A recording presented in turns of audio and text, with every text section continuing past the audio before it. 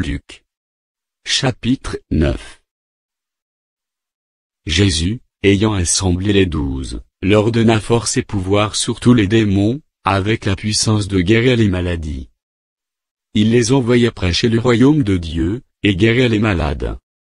Ne prenez rien pour le voyage, leur dit-il, ni bâton, ni sac, ni pain, ni argent, et n'ayez pas de tunique. Dans quelque maison que vous entriez, restez-y, et c'est de là que vous partirez. Et, si les gens ne vous reçoivent pas, sortez de cette ville, et secouez la poussière de vos pieds, en témoignage contre eux. Ils partirent, et ils allèrent de village en village, annonçant la bonne nouvelle, et opérant partout des guérisons. Hérode le tétrarque entendit parler de tout ce qui se passait, et il ne savait que penser. Car les uns disaient que Jean était ressuscité des morts, d'autres, qu'Élie était apparu, et d'autres, qu'un des anciens prophètes était ressuscité. Mais Hérode disait, j'ai fait décapiter Jean, qui donc est celui-ci, dont j'entends dire de telles choses? Et il chercha à le voir. Les apôtres, étant de retour, racontèrent à Jésus tout ce qu'ils avaient fait.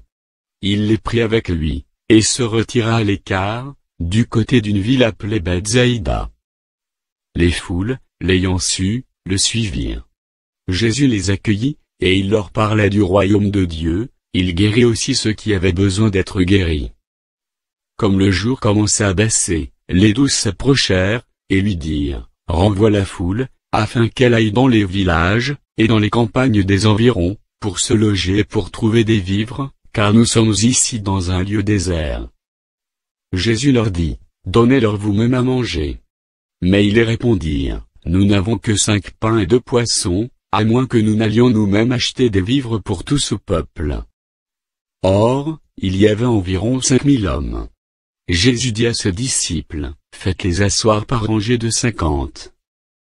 Ils firent ainsi, ils les firent tous asseoir. Jésus prit les 5 pains et les 2 poissons, et, levant les yeux vers le ciel, il les bénit. Puis, il les rompit, et les donna aux disciples, afin qu'ils les distribuassent à la foule. Tous mangèrent et furent rassasiés, et l'on emporta 12 paniers pleins des morceaux qui restaient. Un jour que Jésus prit à l'écart, ayant avec lui ses disciples, il leur posa cette question, qui dit-on que je suis?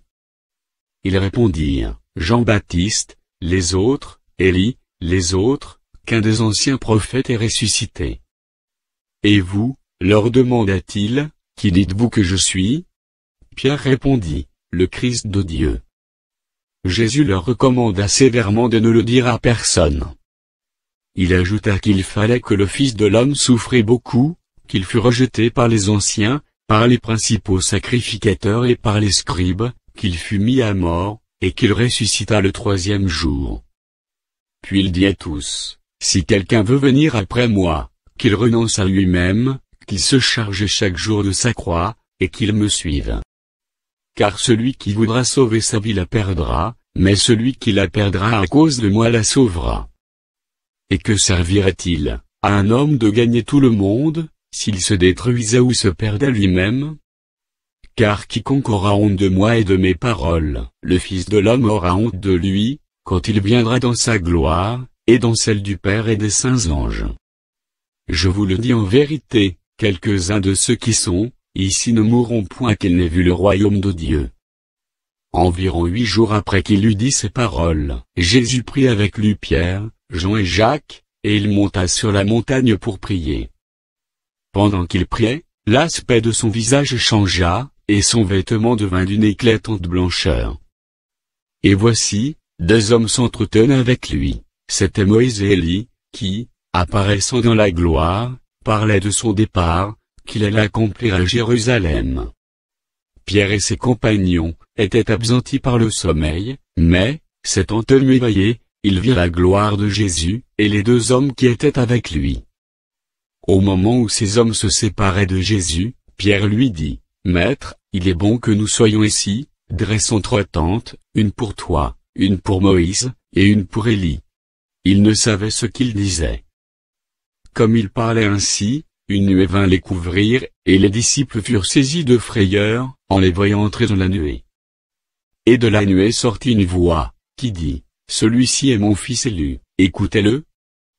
Quand la voix se fit entendre, Jésus se trouva seul.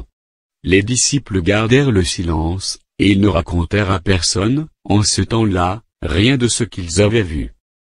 Le lendemain, lorsqu'ils furent descendus de la montagne, une grande foule vint au-devant de Jésus.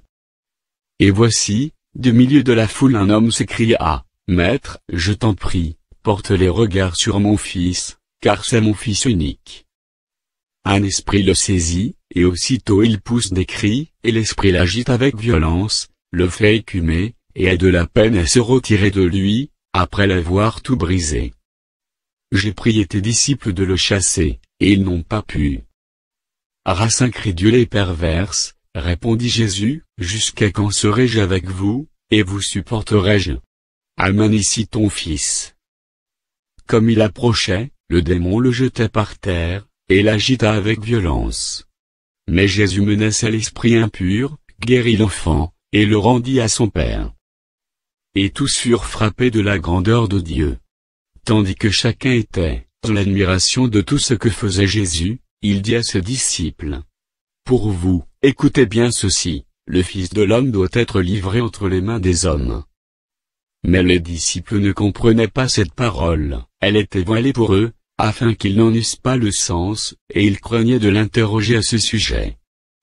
Or, une pensée leur vint à l'esprit, savoir lequel d'entre eux était le plus grand. Jésus, voyant la pensée de leur cœur, pria un petit enfant, le plaça près de lui, et leur dit, « Quiconque reçoit en mon nom ce petit enfant me reçoit moi-même, et quiconque me reçoit reçoit celui qui m'a envoyé. Car celui qui est le plus petit parmi vous tous, c'est celui-là qui est grand. » Jean prit la parole, et dit, « Maître, nous avons vu un homme, qui chasse des démons en ton nom, et nous l'en avons empêché, parce qu'il ne nous suit pas. » Ne l'en empêchez pas, lui répondit Jésus, car qui n'est pas contre vous est pour vous. Lorsque le temps où il devait être enlevé du monde approcha, Jésus prit la résolution de se rendre à Jérusalem. Il envoya devant lui des messagers, qui se mirent en route et entrèrent dans un bourg des Samaritains, pour lui préparer un logement. Mais on ne le reçut pas, par ceux qui y se dirigeaient sur Jérusalem. Les disciples Jacques et Jean, voyant cela, dirent, « Seigneur, veux-tu que nous commandions que le feu descende du ciel et les consume ?» Jésus se tourna vers eux, et les réprimanda, disant, « Vous ne savez de quel esprit vous êtes animés. Car le Fils de l'homme est venu, non pour perdre les âmes des hommes, mais pour les sauver. » Et ils allèrent dans un autre bourg. Pendant qu'ils étaient en chemin, un homme lui dit, « Seigneur, je te suivrai partout où tu iras. » Jésus lui répondit, « Les renards ont des tanières, et les oiseaux du ciel ont des nids, mais le Fils de l'homme n'a pas un lieu, où il puisse reposer sa tête. » Il dit à un autre, « Suis-moi. » Et il répondit, « Seigneur, permets-moi d'aller d'abord ensevelir mon père. » Mais Jésus lui dit, « Laisse les morts ensevelir leurs morts, et toi, va annoncer le royaume de Dieu. » Un autre dit, « Je te suivrai, Seigneur, mais permets-moi d'aller d'abord prendre congé de ceux de ma maison. » Jésus lui répondit, « Quiconque met la main à la charrue, et regarde en arrière, n'est pas propre au royaume de Dieu.